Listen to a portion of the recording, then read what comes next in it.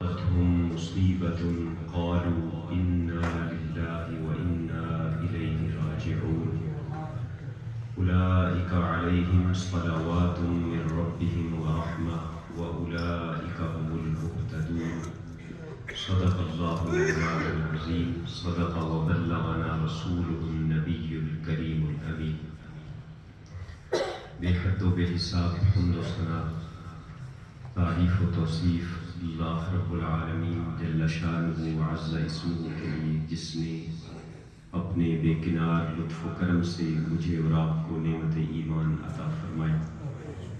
سید الانبیاء امام المرسلین صلی اللہ تعالی علیہ وسلم کی امت میں سے ہونے کا اعزاز اور شرف نصیب فرمایا، اور آج کی اس پاکیزہ اور باوقار تقریب سعید میں حاضری کی سعادت بخشی۔ بے انتہا درود و سلام، انگنت رحمتیں برکتیں ہمارے آقا و مولا سید المرسلین خاتم النبیین محبوب رب العالمین امام الاولین والآخرین احمد مجتبیٰ جناب محمد مصطفیٰ صلی اللہ تعالیٰ علیہ وسلم کی 10 سال کا بچہ تھا،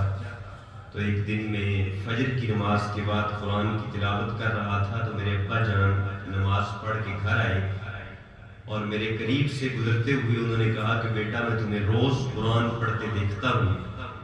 لیکن قرآن کا فیض تمہیں اسی وقت نصیب ہوگا جب تم قرآن کو اس محبت سے پڑھو گے کہ گویا یہ تمہارے دل پہ بھی نازل ہوا۔ تو اقبال نے ساری زندگی قرآن کا مطالعہ کیا، ساری زندگی دین کو اسٹڈی کیا، تو ساری زندگی کے مطالعے کے بعد اقبال نے جو خلاصہ اور نچوڑ بیان کیا ہے وہ کہتے ہیں: مغز قرآن روح ایمان جان دین ہست حب رحمت للعالمین۔ اگر مجھ سے پوچھو گے کہ قرآن کا مغز کیا ہے، دین کی روح کیا ہے اور ایمان کا خلاصہ اور نچوڑ کیا ہے، تو میں کہوں گا کہ قرآن کا مغز بھی حضور کی محبت ہے، دین کی روح بھی حضور کی محبت ہے۔ نبی رحمت شفیع امت صلی اللہ تعالی علیہ وسلم کے ساتھ محبت کا یہ تقاضا ہے کہ ہم ہر اس چیز سے محبت کی نسبت قائم کریں جسے حضور سے نسبت حاصل ہو گئی۔ صحابہ کرام رضوان اللہ تعالی علیہم اجمعین کی حضور کے ساتھ محبت کا انداز ایسا نرالا تھا کہ حضرت سیدنا عثمان ذی نورین رضی اللہ تعالی عنہ نے ایک دن عصر کی نماز کے لیے وضو کیا، اور وضو کر کے جب کھڑے ہوئے تو آسمان کی طرف دیکھا اور مسکرائے۔ جو آپ کے احباب آپ کے ساتھ موجود تھے انہوں نے کہا کہ آپ مسکرائے نہیں، حالانکہ مسکرانے کا کوئی سبب ہمیں نظر نہیں آیا۔ حضرت عثمان ذی نورین رضی اللہ تعالیٰ عنہ نے فرمایا کہ وہ سبب یہ ہے کہ اسی جگہ پہ ایک دن تاجدار انبیاء ہمارے کملی والے آقا نے وضو کیا تھا، حضور بھی کھڑے ہو کے مسکرائے تھے، مجھے ادائے مصطفیٰ یاد آئی ہے، میں حضور کی محبت میں مسکرانے لگا۔ حضرت عبداللہ بن عمر رضی اللہ تعالیٰ عنہما کے متعلق کتب سیرت میں یہ لکھا ہے کہ وہ جب مسجد نبوی میں نماز پڑھنے کے لیے آتے تو اللہ کے حضور سر بسجود ہونے سے پہلے حضور کے ممبر کی اس جگہ کو بوسہ دیتے جہاں حضور جمعے والے دن خطبہ دیتے ہوئے اپنے دستے مبارک رکھا کرتے تھے۔ یہ دو باتیں اس لیے آپ کے سامنے رکھی ہیں کہ اگر حضور کی محبت کی وجہ سے ہم مدینے کے ذروں سے پیار کرتے ہیں اور وہاں کی خاک شفا کو شیشیوں میں بھر کے ساتھ لاتے ہیں اور سرمے میں ڈال کے اسے اپنی آنکھوں میں نور ایمان کی روشنی کی جلا کے لیے ڈالتے ہیں، تو جو اہل ایمان مدینے کی گلیوں کے ذروں سے پیار کرتے ہیں کہ انہیں حضور سے نسبت ہے، وہ اہل ایمان اس حسن و حسین سے کتنی محبت کریں گے جنہیں حضور اپنے کندھوں پہ سوار کیا کرتے ہیں۔ وہ اس حسین سے کتنا پیار کرتے ہوں گے کہ جنہیں اللہ کے محبوب علیہ السلام خطبہ جمعہ کے دوران بھی اپنے ساتھ منبر پہ بٹھاتے ہیں اور اللہ کی بارگاہ میں یہ دعا کرتے ہیں کہ یا اللہ میں بھی ان سے محبت کرتا ہوں، تو بھی ان سے محبت کر۔ اہل بیت اطہار کی محبت ایمان کی روشنی ہے، حضور کی محبت کا تقاضا ہے، اور میں یہاں پر علماء کی موجودگی میں یہ بات عرض کرنا چاہتا ہوں کہ کسی سے محبت کی اگر تلقین کرنی ہو، کسی کو سکھانا ہو کہ تم فلاں چیز سے محبت کرو، تو علماء نے لکھا کہ اس کے دو طریقے ہوتے ہیں۔ ایک طریقہ یہ ہے کہ اگر کوئی بڑی شخصیت کسی سے احترام سے پیش آئے، محبت سے پیش آئے، تو جو اس کے متعلقین ہوں گے، اس بڑی شخصیت کے ماننے والے ہوں گے، اس کے مریدین ہوں گے، وہ جب اپنے شیخ کا، اپنے پیر کا، اپنے استاد کا انداز محبت دیکھیں گے تو وہ دیکھ کر بھی محبت کرنے لگ جائیں گے۔ یہ ایک طریقہ ہے محبت سکھانے کا۔ اور دوسرا طریقہ یہ ہوتا ہے کہ بول کر کسی کو حکم دیا جائے کہ تم فلاں سے محبت کرو۔ حسنین کریمین وہ شخصیتیں ہیں جن سے حضور نے محبت کر کے دکھائی بھی ہے، بول کے بتائی بھی۔ حضرت حذیفہ بن یمان رضی اللہ تعالی عنہ حضور کے بڑے جلیل القدر اور رازدار بارگاہ رسالت صحابی ہیں۔ فرماتے ہیں کہ میرا گھر مسجد سے دور تھا اور میری والدہ بیمار تھی، مریضہ تھی، تو والدہ کی خدمت، ان کی تیمارداری اور ان کی اطاعت کے حوالے سے حضور نے اپنی امت کی جو تربیت کی تھی، یہاں جو یوتھ بیٹھی ہے، جو نوجوان بیٹھے ہیں، میں ان کی خدمت میں یہ گزارش کروں گا کہ آج ہم عمرے پہ جاتے ہیں تو ہم کہتے ہیں مدینہ منورہ میں 40 نمازیں پوری کرنی ہیں، کیونکہ وہاں ایک نماز پہ میرا رب 50,000 کا اجر عطا فرماتا ہے۔ تو آج جو ہم مدینے میں نماز پڑھتے ہیں اور اس پہ 50,000 نماز کے اجر کی توقع رکھتے ہیں، وہ نماز ہم حضور کے پیچھے تو نہیں پڑھتے ہیں۔ حضور تو وہاں نماز نہیں پڑھا رہے ہوتے۔ قربان جائیں میرے نبی کی تعلیمات پر کہ حضور نے ماں کا وہ احترام اپنے صحابہ کو سکھایا کہ حضرت حذیفہ فرماتے ہیں میں اپنی ماں کی خدمت کی وجہ سے حضور کے پیچھے نماز پڑھنے بھی نہیں آتا تھا، کہیں پیچھے امی کو ضرورت نہ پڑ جائے۔ جب چند دن گزر گئے تو بڑا دل مچلا کہ حضور کے پیچھے نماز پڑھوں، حضور کی زبان اقدس سے قرآن کی تلاوت سنوں، حضور کا دیدار کروں۔ تو سوچا کہ ماں سے چھٹی کیسے لوں، تو اپنی والدہ ماجدہ کی خدمت میں یہ عرض کیا کہ مجھے مغرب کی نماز حضور کے پیچھے پڑھنے کی اجازت دیں،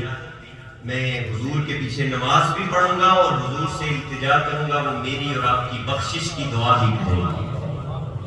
حضور سے دعا کروانا، مقربین بارگاہ خداوندی کے سامنے جا کر اپنی التجا رکھنا کہ آپ اللہ کی بارگاہ میں یہ التجا پیش کیجیے، یہ صحابہ کا طریقہ تھا۔ تو نماز مغرب کو کہتے ہیں میں نے حضور کے ساتھ پڑھی اور دل چاہا کہ میں عرض کروں حضور کی خدمت میں کہ میری اور میری ماں کی بخشش کی دعا کریں، لیکن حضور نماز مغرب کے بعد یوں نوافل میں اور ذکر الہی میں مشغول ہوئے کہ عشاء کا وقت ہو گیا اور حضور نے توجہ نہیں میری طرف فرمائی۔ میں نے عشاء بھی حضور کے پیچھے پڑھی اور عشاء پڑھ کے حضور جب اپنے حجرہ اقدس کی طرف جانے لگے تو میں بھی قدم اٹھاتے ہوئے حضور کے پیچھے چلا۔ دل میں یہ خطرہ تھا کہ حضور اگر گھر تشریف لے گئے تو پھر باہر بلانا یہ بے ادبی ہے، تو میرے قدم تیز پڑے اور آہٹ پیدا ہوئی، حضور رک گئے۔ حضور نے پیچھے دیکھے بغیر فرمایا کہ میرے پیچھے آنے والے تم حذیفہ ہو؟ میں نے عرض کیا جی یا رسول اللہ۔ حضور نے فرمایا جاؤ رب تمہاری بھی بخشش کرے، تمہاری ماں کی بھی بخشش کرے۔ سوال ابھی لبوں پہ نہیں آیا، التجا ابھی دل کے نہا خانے میں مچل رہی ہے اور اللہ کے محبوب نے اس التجا کو دیکھ بھی لیا ہے، سائل کی جھولی کو بھر کے واپس آئے گا۔ یہ دربار رسالت ہے، یہاں ملتا ہے بن مانگے، ارے ناداں یہاں دامن کو پھیلایا نہیں۔ حضرت حذیفہ کہتے ہیں کہ میرے دل کی آس پوری ہو گئی، دعائیں مل گئی، میں واپس پلٹنے ہی لگا تھا کہ حضور نے فرمایا رکو میری بات سنو۔ میں رک گیا تو حضور نے فرمایا حذیفہ ابھی ابھی آسمانوں سے ایک ایسا فرشتہ زمین پہ اترا ہے کہ لم ینزل الی الارض قط، وہ اس سے پہلے کبھی زمین پہ نہیں۔ آج اس نے رب سے اجازت مانگی ہے کہ یا اللہ مجھے اجازت دے، میں تیرے محبوب کے دربار میں جانا چاہتا ہوں۔ حضور نے فرمایا وہ رب کا سلام بھی لایا ہے اور اللہ کی طرف سے یہ پیغام بھی لایا ہے کہ محبوب اپنی امت کو خوشخبری سنا دیجیے، رب نے آپ کی شہزادی فاطمہ زہرا کو خواتین جنت کی سرداری کا تاج عطا فرمایا،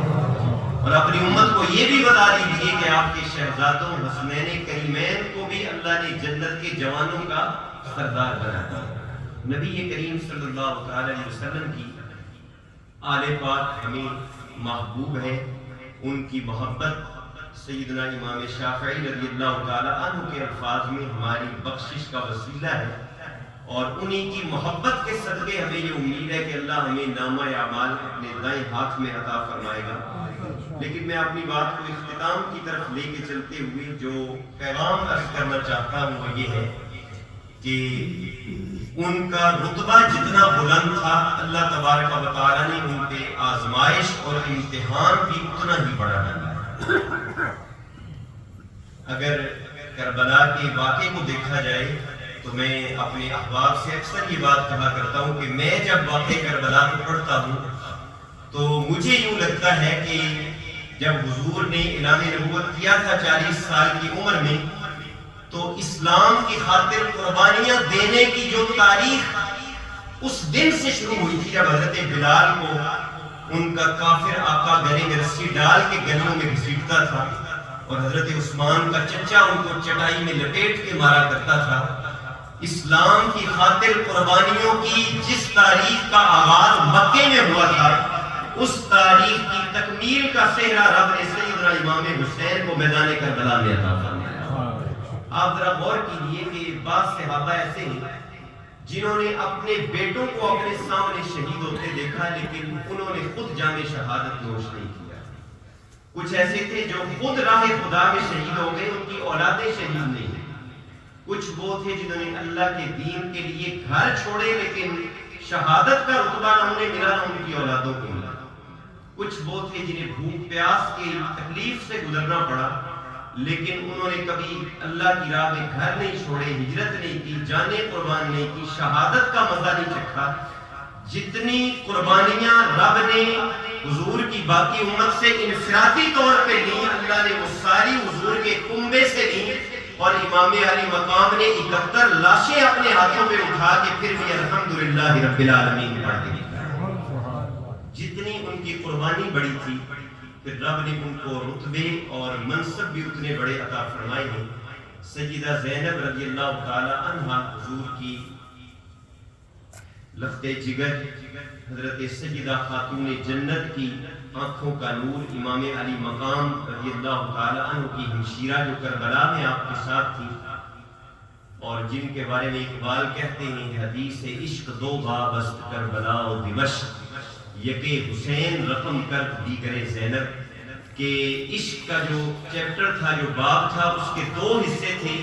ایک امام علی مقام نے کربلا میں لکھ دیا اور دوسرا سیدہ زینب نے دمشق میں یزید کے دربار میں لکھ دیا۔ تو وہ فرماتی ہیں کہ جب آخری رات آئی جو 10 محرم الحرام کی رات تھی، یہ میں بتا رہا ہوں کہ جب قربانی رب نے اتنی بڑی لی تو پھر اعزاز کتنا بڑا عطا کیا۔ تو امام علی مقام کی ظاہری زندگی کی جو آخری رات تھی، اس رات میں بھی امام علی مقام نماز عشاء پڑھ کے قرآن کی تلاوت فرمائے۔ دونوں گھٹنے آپ کے کھڑے تھے اور گھٹنوں پہ آپ نے سر رکھا ہوا تھا۔ یزیدی لشکر میں نقارہ بجا کے دن ہونے کا انتظار نہ کیا جائے، رات کو ہی حملہ کر کے اہل بیت نبوت کو تہہ دیگ کیا جائے۔ حضرت سیدہ زینب کی نگاہ پڑی امام علی مقام پہ تو انہوں نے دیکھا کہ آپ تلاوت کرتے کرتے سو گئے۔ تو وہ قریب آئیں اور آ کے امام علی مقام کے کندھے سے پکڑ کے انہیں ہلایا اور کہا بھائی جان دیکھیے باہر کیا آوازیں آ رہی ہیں۔ تو امام علی مقام رضی اللہ تعالیٰ عنہ نے آنکھیں کھولی اور حضرت سیدہ زینب کی طرف جب دیکھا تو آپ مسکرا رہے ہیں۔ انہوں نے کہا کہ باہر تو ہمیں قتل کرنے کے منصوبے بندے ہیں اور آپ مسکرا رہے ہیں، یہ مسکرانے کا کون سا مقام ہے؟ امام علی مقام نے فرمایا واللہ خدا کی عزت کی قسم ہے، ابھی جب قرآن پڑھتے پڑھتے میری آنکھیں بند ہوئیں تو نانا جان نے مجھے اپنا دیدار عطا فرمایا۔ حضور میرے خواب میں تشریف لائے اور حضور نے فرمایا کہ حسین بس آج کی رات ہے، کل کا سورج طلوع ہوگا تو تو جنت میں میرے ساتھ رب کی نعمتوں سے لطف اندوز ہوگا۔ حضور اپنی آغوش رحمت میں لینے کے لیے خود تشریف لائے۔ یہ عظمت، یہ مقام اور یہ مرتبہ ان قربانیوں کے صلے میں اللہ تبارک و تعالیٰ نے حضور کی آل کو عطا کیا ہے۔ میں اسی بات پہ ختم کروں گا کہ ان کے تذکرے، ان کا ذکر خیر، ان کی قربانیوں کا ذکر، ان کی راہ خدا میں اپنا کنبہ قربان کرنے کا تذکرہ، یہ سب اپنی جگہ ہے، لیکن ان سے محبت کا تقاضا یہ ہے کہ ان کی لڑائی تو وقت کے اس یزید سے تھی کہ جس کے ہاتھ میں زمام اقتدار تھی. آج ہم ان یزیدوں سے نہ لڑ سکیں تو کم از کم اپنے وجود پہ تو اس شریعت کو نافذ کر کے دکھا دیں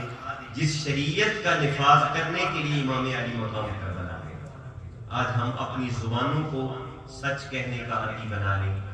اپنی پیشانیوں کو رب کے حضور سجدے کا خوگر کر لیں، اور